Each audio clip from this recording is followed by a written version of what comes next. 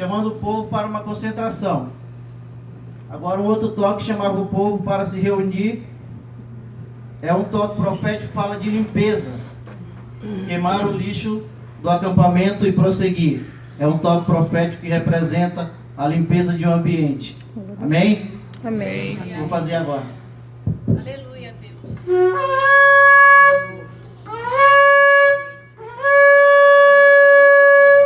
Aleluia.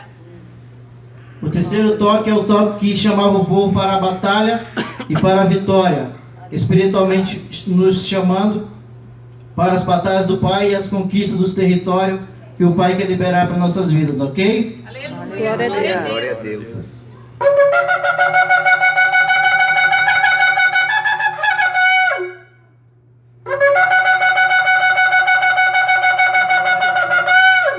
Aleluia.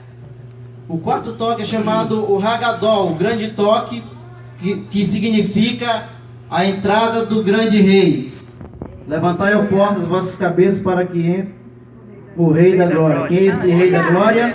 É o toque para que o Mashiach, Yeshua HaMashiach, o nosso grande Rei, nós vamos atrair. Diz, segundo o conceito dos sábios, que o Messias voltará com esse toque, o grande toque do shofar, que é uma mistura de todos os outros toques.